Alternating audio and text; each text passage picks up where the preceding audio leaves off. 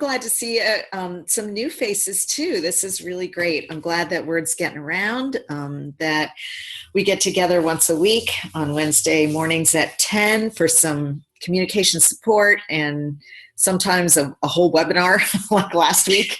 But this week is really back to kind of the format of doing a little bit of best practices, but really sharing and talking about the theme for the week. So I'm not going to do a full round of intros because I think what we could do is when we want to say something, we can introduce ourselves. I do see some new folks, so I encourage new people to do that during the discussion time.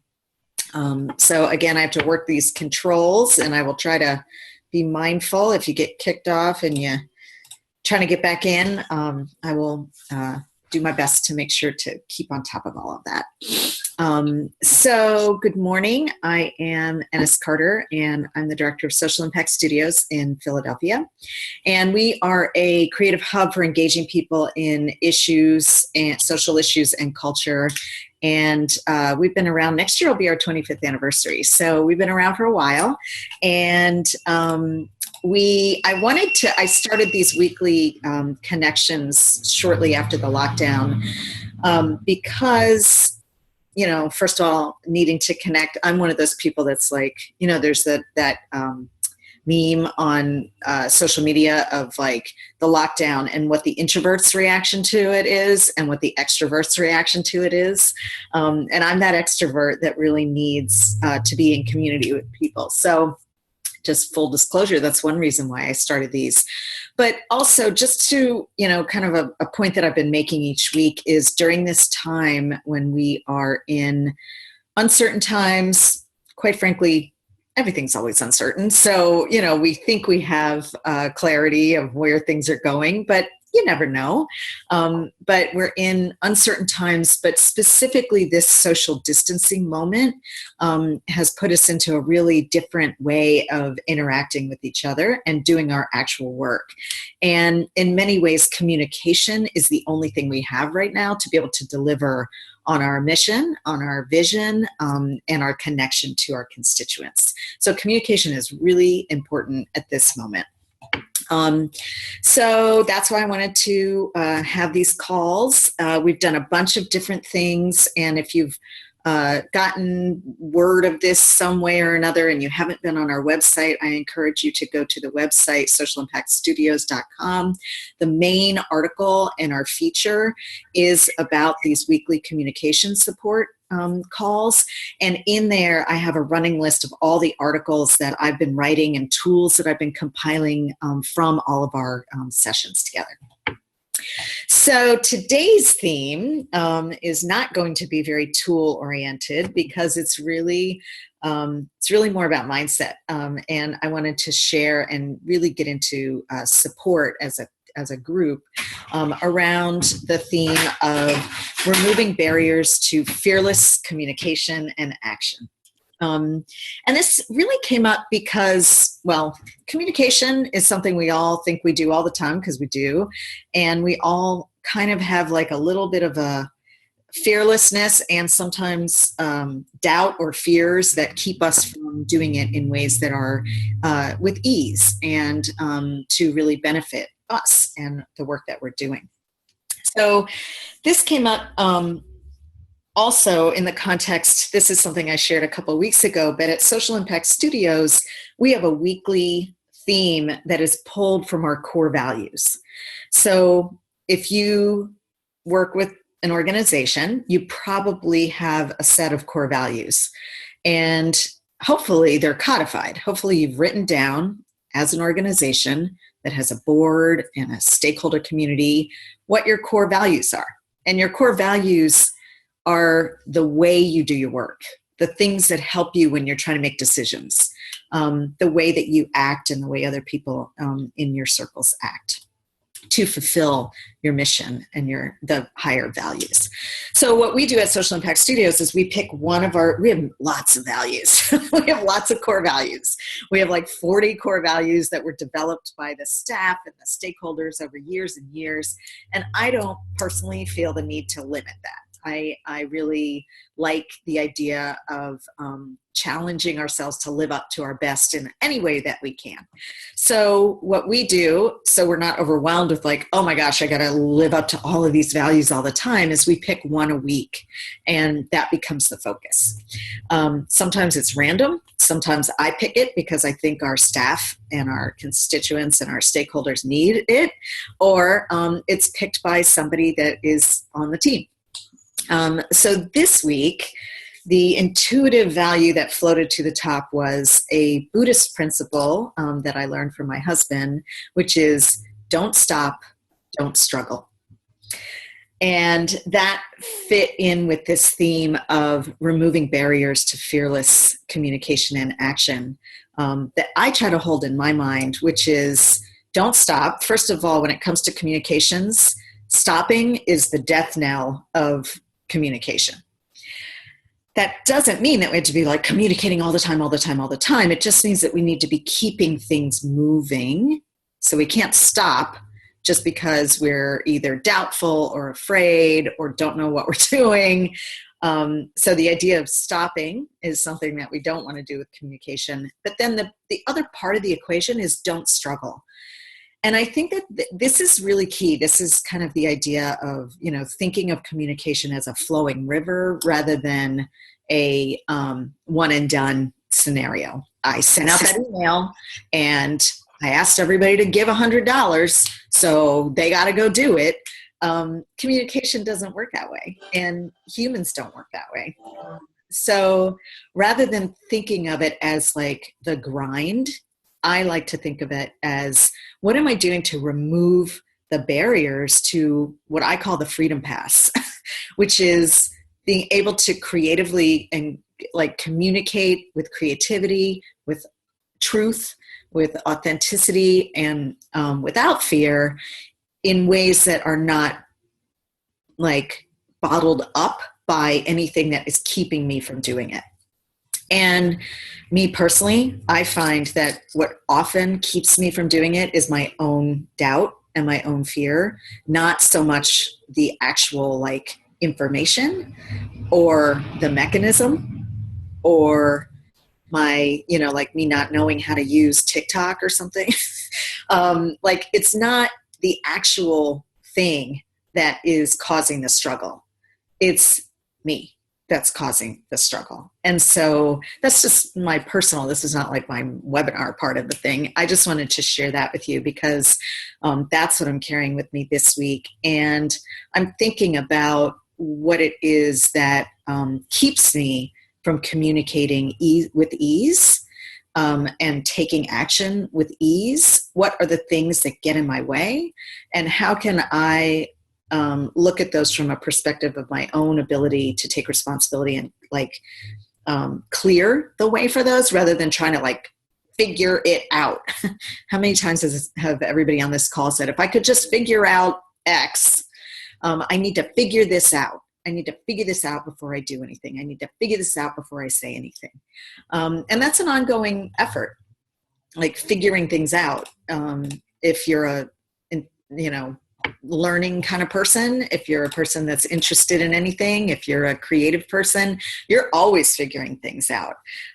So I just thought that we could open it up and talk about like literally support around what keeps you from communicating and acting with ease and what gets in your way.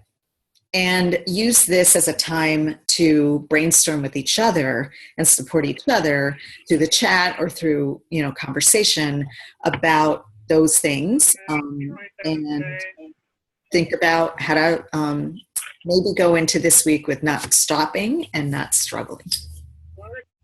So, anybody want to start? And if you want to jump in to the conversation, it'd be great to just say who you are, what organization or what you do, and where you are right now. And then if you're coming from a place of like, yeah, I've been working on this one thing that actually keeps getting in my way, go ahead and share that, because that's what we're here to do. All right, I'm going to have to call on people. Ines, hi, this is Sarah Schultz. I'm from the American Craft Council. I wonder if anyone here could also talk about, or Ennis, maybe you could comment on this thought. I'm taken with the idea of communication as a flowing river, right? And as someone who is a perfectionist, clearly my barrier is, perfection is enemy of the good, right? So once we've removed that barrier, how can we also think about, and how can I encourage my team to think about two things? One, communication is not one and done, right? But it's actually, even in a flowing river, it's also like a loop, right? That we're also actually in conversation. I think part of my struggle is we tend to be a broadcast organization and not a conversational organization. So that's I guess that's the first thing I'll put out there. Yeah. So our reaction to under communicating will be over broadcasting. Yeah. Right. Yeah. So that's one. And then well, I'll just stop there. Yeah. So I wanted to not leap over the first thing that you said, which was perfectionism, being the enemy of good. And it is a classic perfectionist. I'm going to say it because I've done it myself, to say like, yeah, so taking that perfectionism thing out of the equation, let's move on to the other thing. So I just want to take a moment for perfectionism. So perfectionism comes from idealistic people. Perfectionism comes from optimistic people. It comes from like a call to something that you know is good. And it can also be an Achilles heel if you're using it to restrict yourself. So that's what I was talking about, that freedom pass idea of especially since I've been on this planet for more than 54 years now, and I'm a entrepreneur. I've gone through programs or talked to people about like, how do you be a good leader, and how do you manage your time, and how do you not get distracted by everybody's needs, and how do you. And there is a tendency for support information to be focused on telling you what you need to stop doing, and what you need to put barriers around, and what you need to put boundaries on. And I personally, because of the kind of optimistic, idealistic, like my view on the world, that actually, like, I can feel it in my body when someone says like, well, you just need to put more boundaries down. And I feel that in my body when I think of like perfectionism being a control, as opposed to me having freedom to do something that I think is at a level that I want it to be at. And making a commitment to learning how to do that quickly rather than not doing it at all is something that I've done personally, which is saying like, as an artist, as a vision, as a person with a specific vision, as a person, as a human who has a sense of what's right and wrong, not for the whole universe, but just for me, like, instead of saying like, oh, beating myself up over like, oh, Ennis, you're being a perfectionist again, it's more like, are you being a perfectionist because you care and it's worth it, and you can build that skill and those chops to do that a little faster? Or are you being a perfectionist because you're trying to stop something, because you can't handle it, because you are afraid, because you don't want the responsibility, because you don't want to be a grown-up, because you're afraid of what other people will think? Like, all of those things are part of that perfectionist mindset. And especially those of us that are in creative fields, which everybody here, I'm going to say, is, because any communicator is creating, that we sometimes blur those lines of why we're doing it. And so I just want to give a moment to like perfectionism. Actually, perfectionism calls me to make my communication more interactive. Like, I know that broadcast communication is half-assed. I know that when I'm just sending out an email, that there's another part of the equation, and I can't turn that off because I'm a perfectionist. I can't say like, well, I sent that email, nobody responded, let's send another email. You know, like I say take that perfectionism.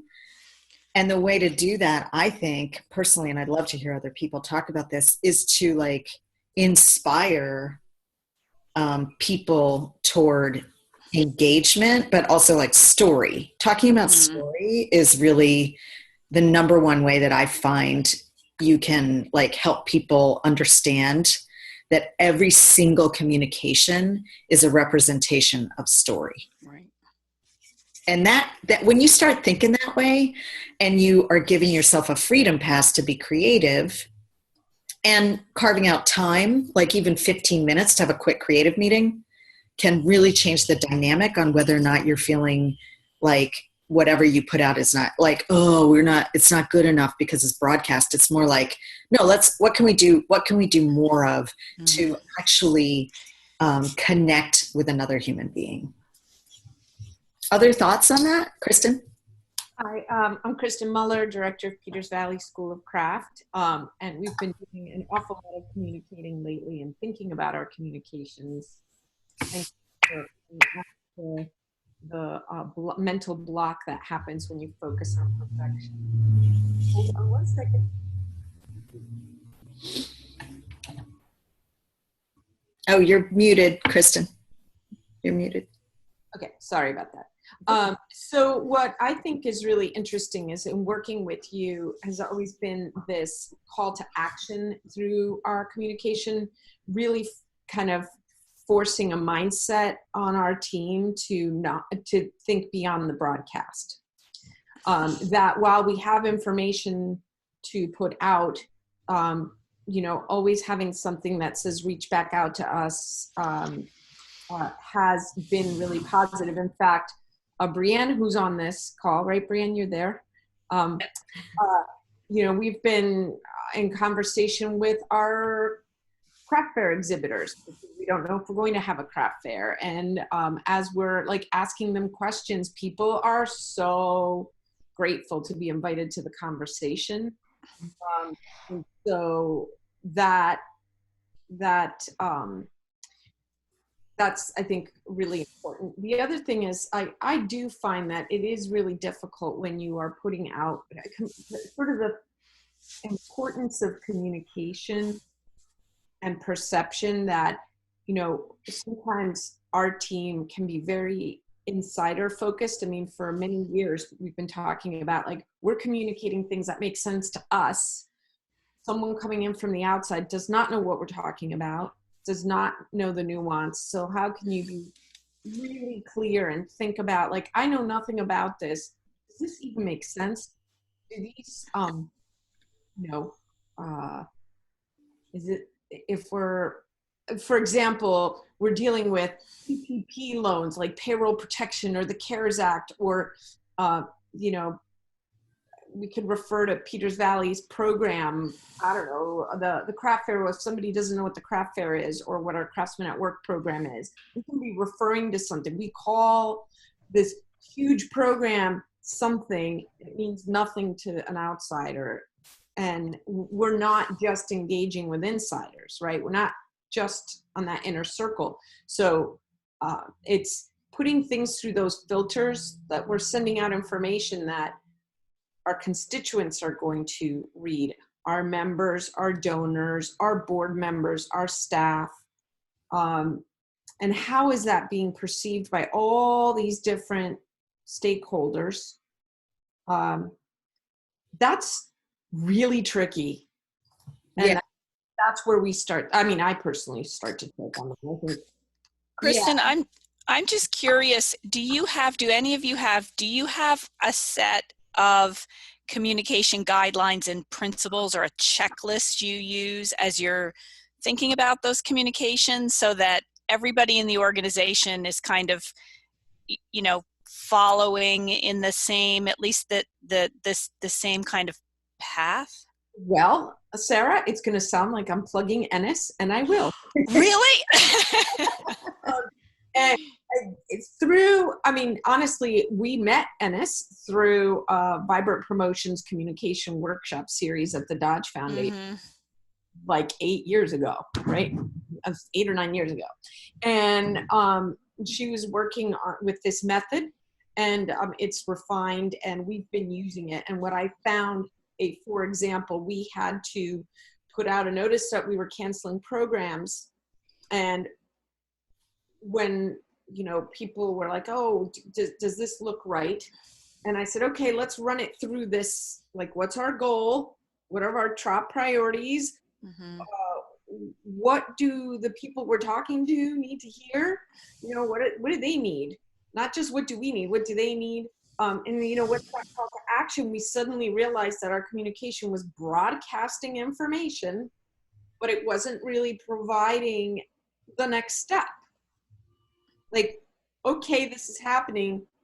I'm the person whose workshop's been canceled. What does this mean for me? What do I do now?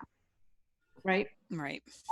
And that was just one of those moments that, because we needed to navigate a complicated message, that tool was really critical. And so, you know, you hear about it, and this leads us through it. We all listen.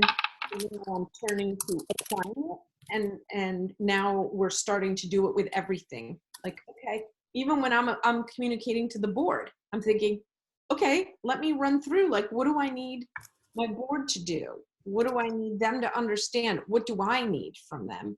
You know, and just kind of moving through with that tool. It's almost like tactically, right? Strategically and tactically, what do you need to do? So that's been really helpful. And I'm one of these people who is very abstract, random, very stream of consciousness, and also very linear. I sit on that fence, you know, I can kind of work both ways. I think I can be linear through systems and discipline, right? And that helps channel my sort of stream of consciousness where I get all these ideas. It's just a way to organize it. So maybe Brienne can speak to that, because we use the tool and we find it very effective. I can. I don't know if somebody else was waiting to talk, but Go ahead. No, I mean, it is helpful, and I think yeah, figuring out like getting in the rhythm of doing it, and then figuring out how we all internally communicate is a hard part. You know, we just had a string of emails, and it was like somebody's not emailing, and then somebody else is sending things, and so, you know, like, I think you were speaking to that, Sarah, too. It's like there's multi levels. I think the other thing that we talked about with the communicating with the emails, and there's better language that I know Ennis has been using on this, but about really thinking about what is the audience looking for? What do they want to hear from you? So we think when we talk about broadcasting, you know, we're always thinking again about our message, and like Kristen was saying, that insider language, but how do we approach it with that perspective of really thinking about, wait a second, how is somebody going to understand this? And what are they looking for? Are we actually addressing all of their needs? And doing that every time, like doing that every time. I think that's the difference between having a style guide and having a practice. So the practice is what Kristen's talking about, what Brienne's talking about, of having some kind of structure in place and some sort of habit that you can go through. And then if you have a style guide, or what we call a message catalog, then everything can kind of be like a living document of like how you talk about things, which is often a thing that gets in people's way, which is just like the actual language. But the practice is, there's two parts to that. And it depends also on people's personalities and also what kind of structure you have. So Kristen mentioned about like, you know, kind of the way that she can keep it under control in her mind is to have like rigorous like disciplined approach to something and have tools and have a way to like think about it and be like regular about it. There's another like psychological part, which is about being ready to receive information back. So another reason that people don't do engaging conversation is that they actually don't, they're afraid they can't handle what they're gonna hear back. And so people don't test, people don't do surveys. They think that it's a vote. They think it's a popularity contest because they're not actually ready. And I think when you're talking about a team, that might be part of the mindset, which is like, oh, we don't want to hear, we just want to tell people stuff. And if we start engaging them, then we're going to have to respond to like everybody's like thing that they need, which is true. Like you do. If you're a mission-based organization, you have a job to respond. But on a day-to-day basis, that feels very like, oh, another thing I'm going to have to do if I open up this can of worms of communication. So it has to go deeper. It has to go more deeply. It has to go to the leadership, the board, the leadership structures. Everybody has to like live and breathe the belief in open communication in order for that to become a cultural thing within your own organization, where people just do it automatically. Enforcing it never works. You can never force people to be engaging in their communication. That's not a thing that you can do. You can't be like, we have a policy that whenever you send out an email, then you have to also like, be on the phone, 2 times, whatever the thing is, or like, we're going to send out 3 surveys a month and you're going to have to coordinate that and you're going to have to engage with people. That's like the worst way to encourage people to feel like flowing and open about communication. It's really that like story and what Brianne was saying of like, maybe sharing it even in your team, like finding where the team is having communication problems. Because every team does, every family does, like, and not so much about like unpacking all of that all the time, but just being like, well, what are the barriers? What are the things that are keeping us from communicating easily? And if you're always thinking that way, then you just move on to the next thing. You don't like drill down and try to figure it all out. Can I say something? To add to the, when you talk about it as a practice, I would say the tools are sort of like design elements. As an artist, you learn design principles and design elements.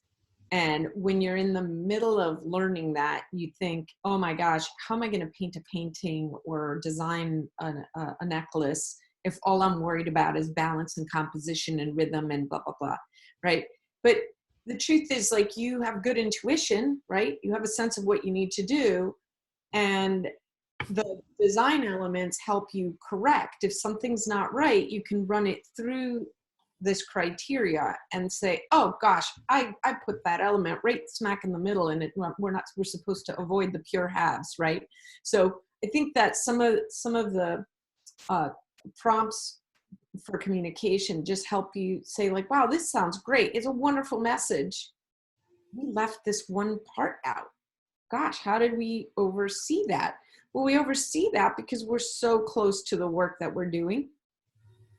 When it comes to sort of engaging people, I think we all have a fear of rejection and of potentially being wrong.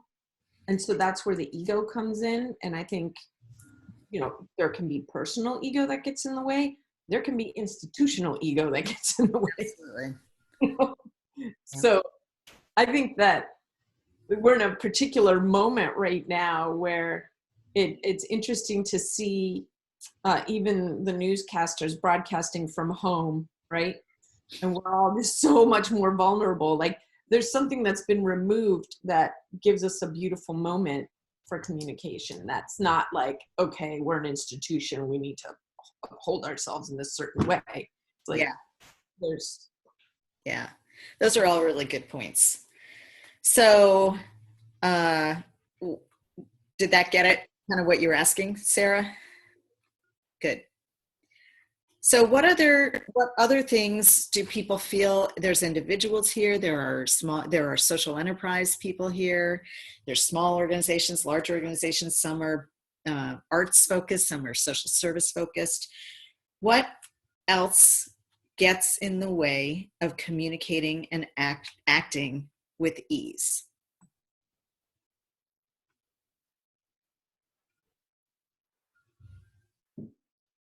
Chris.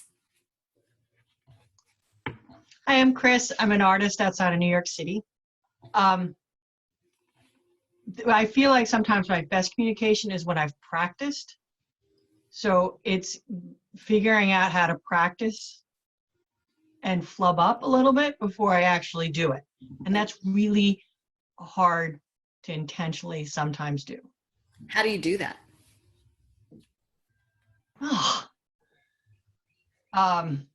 Well, the first thing is realizing I have a problem, because a lot of times I avoid, and I realize, oh, because I don't know what I'm doing. So once I figure out that I don't know what I'm doing, I usually try to call a friend up and say, hey, can I practice? Or, but find someone I'm okay, a very intentional feedback, like very clear questions I'm expecting answers to. Before I engage with them. So we can't start talking about other things that we're used to talking about. Yeah. Yeah. I have a rule of like, we're doing a lot of happy hours now. So it's like, oh, good. I can talk to one of my friends about, the new iteration of our public image works method, which is what Kristen was talking about. And it's like, okay, the new rule is like, don't do that with a glass of wine in your hand because you're not actually practicing. You're just like kind of riffing. And those are two different things. So having that intentional moment, that takes a lot of willpower. What do you do to psych yourself up for that? I think taking a step, when artists have artist block, it's like, go make a mess in the studio, go make a mark on the page, right? When you play music and you can't play through the song. I mean, that's one thing I learned in band when I was in 7th grade. Like, it doesn't matter that you skip the note, keep playing the song, keep playing through the whole thing. I found that lesson has really helped me in life when it comes to these moments. And like, I will have serious writer's block, and yet most of what I do is write. And I didn't think I was going to be doing that for a living. Yeah. but I think it's more personal blocks than anything else. Yeah. So I did share 2 tools, Sarah, and for folks who are new on this call, on our website, there are all of these tools that we've been talking about all week and that folks are referencing here. I shared them in the chat, but they're also on our website. And there's 2 tools. One is the promotion planning tool. And that's just a good prompt to ask you, what am I doing? What's the outcome? This is another thing is like, we all know this. It's much easier to communicate with ease and without doubt when you know what you're talking about. And you really are like, oh, we're trying to do this thing. And that thing might be frightening. We're trying to raise $50,000 by the end of the week. That might be frightening, but the actual thing gives you something to, build communication around. And then the other is a creative brief. And this is where, Sarah, I think individually, and this speaks to what you were saying, Kristen, of like, there are tools and practices, and then there's like, a lot of it is just like individual blocks. And what do you do when you have to do that as a group? Like as an individual, what Chris was speaking to is like, I got to get up the gumption to ask my friend to like practice with me. And I have to like motivate myself to do that. When that's hard enough, then when you're talking about like a group of people, what Brianne, you were talking about of like, how do we communicate and how many emails and where are things getting lost, then it starts to get really exponentially more difficult. So that creative brief document is a great like brown bag activity to do where you're not actually talking about the mechanics of the broadcast. You're not talking about like, okay, who's going to set up the MailChimp and who's going to do the social media and who's doing the analytics, and all the details can get very, can get in the way of that freedom pass of creativity.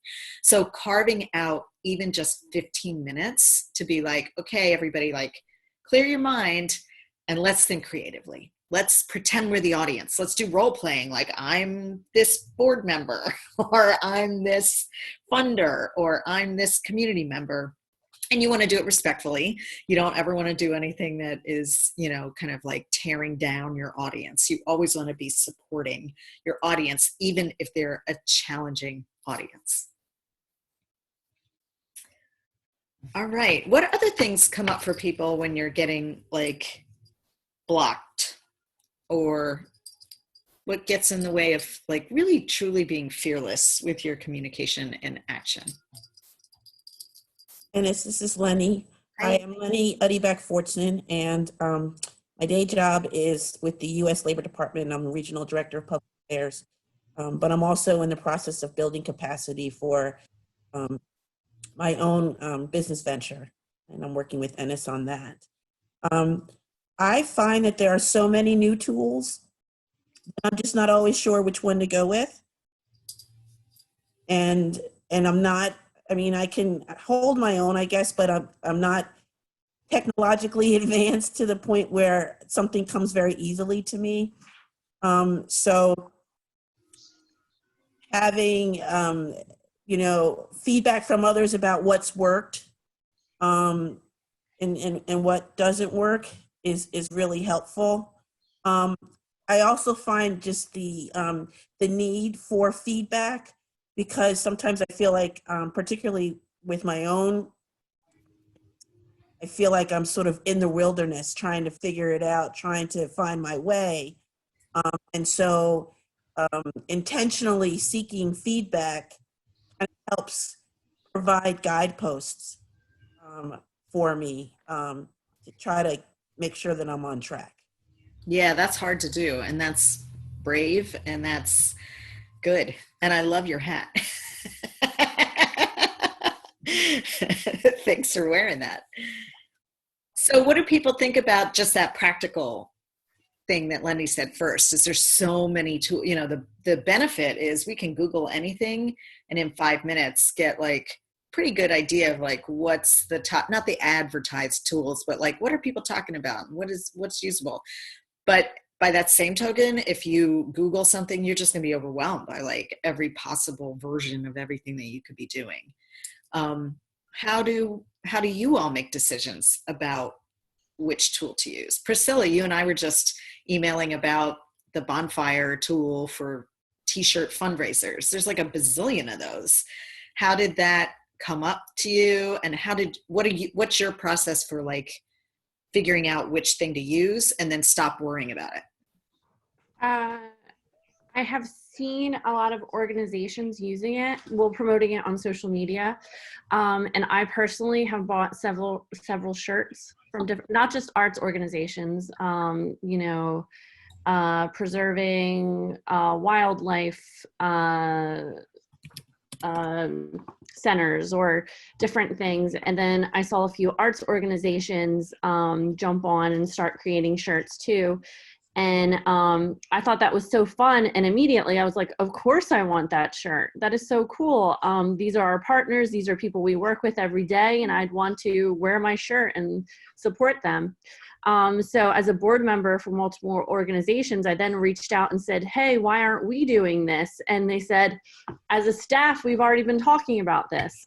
We've been researching how to create shirts because we have teaching artists on staff and they can create designs. And then we can, because everybody's looking for different ways to create revenue now that they went to the virtual environment and don't have their actual classes that they usually use for income. So I thought this was a really neat way. And a lot of us already have, for example, my organization, Arts Ed NJ, has our Arts Ed Now campaign, a statewide campaign to promote access and participation in arts education for all students throughout the state. And we have all these materials already created. And I just thought that would be such a fun way to create these shirts to support the movement for continuing to include the arts in our education, no matter what platform it's delivered on. And yeah, why not have a t-shirt to show your support and also raise funds? And so how do you decide at what point, because we could spend all day researching different platforms for different yes. like, what is your method for like discovery, evaluation, and then decision making? Okay, so actually that process has been on numerous things since we've been working strictly remotely. But this particular one, it's looking at best practices, I would say, and looking at organizations that I'm close with and see how they're utilizing it, and then getting their direct feedback. Like my first thing, we work with Apple Farms. They have a t-shirt up that's super awesome. And the moment I saw it, I emailed them and I said, I want this t-shirt. I'm ordering it right now. And I would love to do this also. How was your experience? And, to have that firsthand experience from someone you work with and trust that is not trying to, build it up. They had a phenomenal experience. And I was like, great. And then, to look at the other people that are using it and, they can give you feedback that, we've sold X amount of shirts in such a short time period. And it was so easy to use. And it was just a fun way for the team to get together and decide on designs and get the word out there. Yeah. So really that has been my process, word of mouth, talking to people who have directly used certain tools that we've been working with this whole time, and to really have that feedback. Another thing, with the Zoom going on and the different streaming lives, we created a Q&A session every week with arts educators, artists, people in the community that work directly with students, or to create this creative connection every week and to tune in and support each other. And we've been using Facebook Live, and we've been having so many glitches, and it's so sad because not everyone is tech savvy, and you expect them to jump on and just do it. And some days they can, and then some days they can't. And so I've been looking around at, best practices and who has successfully done this. And we found something called Streamyard. And we always use Zoom, and I've been told that Zoom might have the capabilities to stream onto Facebook, but I'm not entirely sure how that process works. But the Streamyard, we saw Lavoie Theater in South Jersey was using it, and so we reached out to them. And another instance of this where it was like, you're using this, how is this working for you? What has your experience been? And then looking at it as how can we use it as a more efficient way of delivering this programming.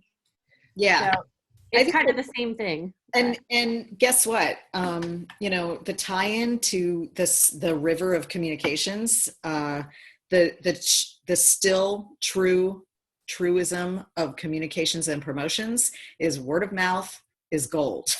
Yeah. Like, word of mouth is number one for every kind of communication, from people, trusted sources to trusted sources, and applying that same principle to your discovery of like, who do I trust and who do I want to ask, and then make a decision. Like that's the way people do things all the time. So it's a good habit to get into, which is like, well, what's the scuttlebutt about this through my trusted channels. And I also find when you're trying to make a decision about which tool, at some point, you just got to give yourself a cutoff, especially if you're a perfectionist and an idealist. And honestly, so many of us on this call, I'm going to just go out on a limb and say 100% of us have used some technology where we're like, this could be designed so much better. Like, this is clunky. I don't like the way it looks. I don't like the way it works. Guess what? That's because you didn't make it. So it's not catered to your brain. So I find that I can go down a rabbit hole of trying to find the perfect solution because I am trying to find something that would have sprung out of my brain if I were able to create a tool. And so just as a practical thing, sometimes you have to just give yourself a time limit. Like, I'm going to make a decision by Friday. I'm going to do this for an hour, and then I'm going to make a decision, and I'm going to, maybe in a month, I'm going to rethink that, but I'm just going to make this decision and go with it. And Brandy, you were just shaking your head. I know that we've been talking a lot about, like, are we using HubSpot? Are we using Asana for this and MailChimp for that? And did that resonate with you? Just like the need to pick a time to make a decision and then work with something, and then not try to like decide while you're also working with it? Oh, absolutely. I don't think that I quite looked at it as a perfectionist, and maybe that is what it is, but it's, it's waiting to do something, before you think that you've had everything that tells you that it's right. And it's like, really what I found that worked for me was going through it, trying it, and then you're figuring out what's working, what you do like about it, how much you can deal with, is it, a better sacrifice? You just have a lot more to weigh when you just dive into it. And definitely, when you said, picking a timeline or, a date to just make that decision and just like go for it and be okay. I think one of the things that she said early on, it was like, we can change it. It's like, not because you made that decision to go that direction, does that mean that you don't have any wiggle room to change it again. And I think it's that, feeling like you have to present and that's what it's going to be. And that's not the case at all. Yeah. Especially now, because most tools give you a free trial. You got to be really careful because they will automatically start billing you and, all of those things. But most tools give you a free trial, or most times if something is a tool that is legit, you will know somebody who has used it. And you could, put that out there, ask 5 friends or whatever. Cool. Can you just frame that as an analysis paralysis? To be aware of that. It's so easy to get caught up, even as a whole group, as a team of people trying to make a decision where you just want the guarantee, the money back guarantee, and you're not going to get that. Yeah. So, yeah. Thank Well, you.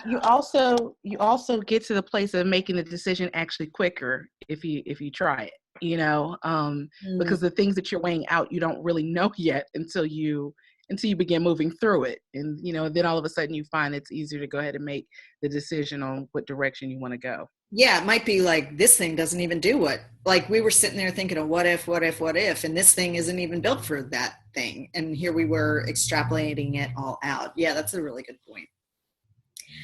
Oh yeah, that analysis paralysis will get you every time. All right, what other kinds of things do people either are you dealing with right now that you want to talk about related to your fearless communication? Like when I put out this idea of don't stop, don't struggle, what are you working on this week that you can apply this to, or questions that you have? I'll go. Hey, Shannon. Hey there. So I've been working on this thing that I've been calling the story stimulus package. And it's basically reframing my work to help people think about the fact that storytelling is a really profound tool that we can use to help ourselves dig out of these times.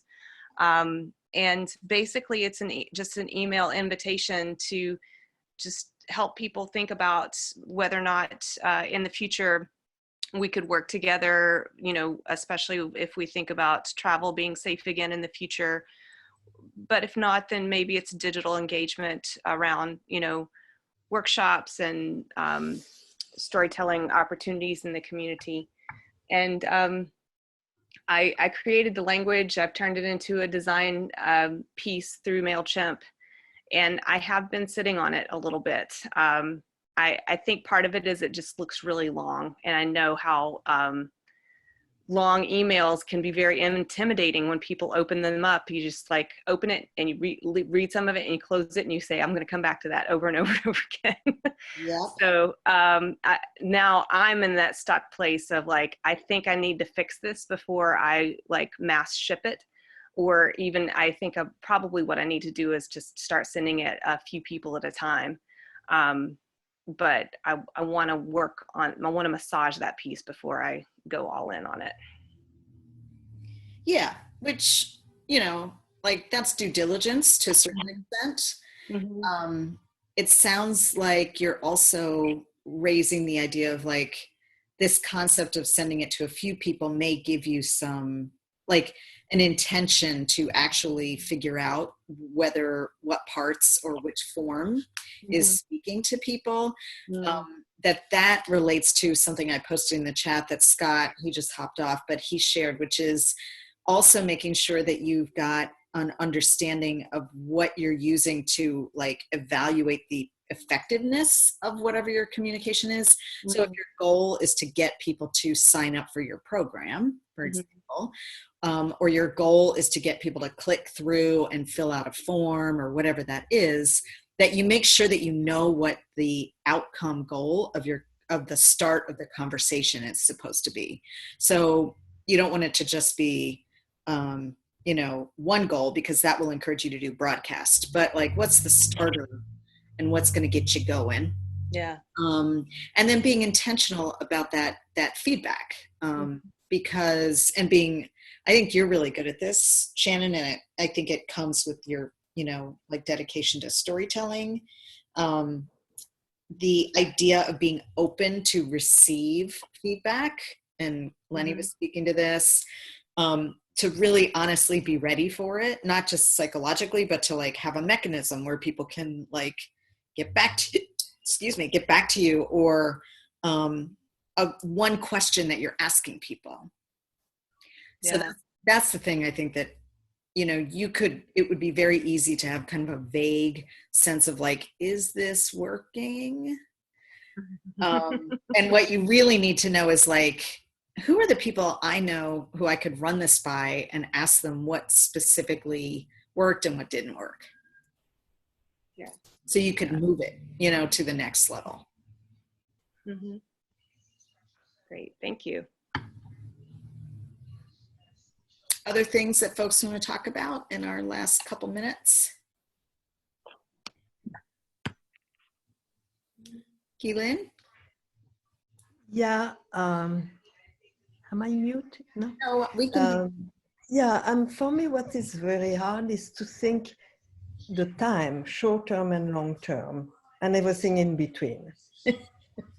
Because I guess it brings different decisions at that time.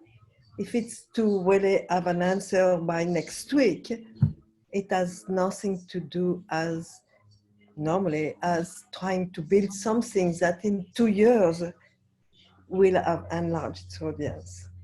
Yeah. So my head is constantly traveling between those two different goals. Yeah. And that's your job as a leader and as a visionary. Like that's and as an artist, like you see that and you are keeping those big ideas in mind. And then you're also thinking about the short term and then what's in between.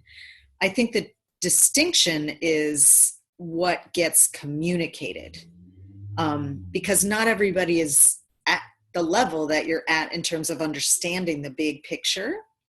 And that's where thinking about like revealing, getting people communicating around one specific thing is always the easiest way to start a communication or an engagement.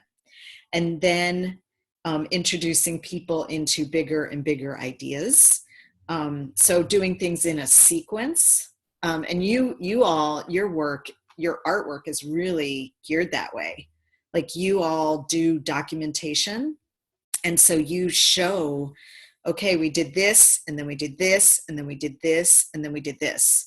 So immediately what I think of is you doing your own like storytelling through examples and stories is a way to help people see that big picture, where then you're not getting like too far into that weeds, because people won't necessarily understand all of that stuff. So what I do is I think of, okay, what's the big idea, and write a sentence or two about what's my big idea. Like the 2 years from now, this is the vision, this is what we're working toward. So that's still in whatever you're talking about, but then think about what's the what's the role of this specific communication? Now, if you are doing an annual report or a piece that is your own thought leader piece, there's no reason for you not to have all of those things in there. Like, you can have big and small and in between. But if you're doing a monthly newsletter or a weekly blog post, trying to focus it on one idea that is part of that bigger equation, it's just like, taking one part of a farm, or a garden, and focusing on the bees, or focusing on the flowers, or focusing on the peas, or whatever it is. That all of that is part of the whole ecosystem that you are the leader of. But to keep yourself from being overwhelmed by that, just pick one part and see like what you can do with that. And then give yourself the license to like include the vision, but don't try to like always be talking about like the big vision, like having to explain that whole thing all the time. Does that make sense? Yeah, there is just one piece that is still missing for me, is that the big idea is not totally existed, that I can say what it is. Of course. So all that work, including communication, is creating the big idea. Yeah. And that's a question mark and a mystery at I the think you same can time. say that. Although it has anchors. Yeah. Yeah, but I think you can say that. I think it's okay to say, we don't know. And this is part of, this is all part of it. And for you, that is like, feels uncertain, because it is. it is. And so I think a lot of the time we try to not say that in our communication, because we worry that it feels like we don't know what we're doing, or that we are not hi, Jean-Marie, that we don't know what the vision is. But you do have a general vision, and you can talk about aspirations. And if you really believe in them, they are truth until they become something else. Okay. No. All right. How are you, Jean-Marie? Hey, how are you? Good. I'm sorry I cannot come to those meetings really, but here I am today. You are. Well, we're at the top of the hour, and we're about to sign off, but it was good to see everybody. And I did post those tools in the chat, and make sure you go on the website. But thanks for joining me today for something that was a little bit more like support group oriented. And I hope that you all have a good week, and don't stop and don't struggle. Thank you. All righty. See you next week. Thank you. Yeah. Bye. Bye.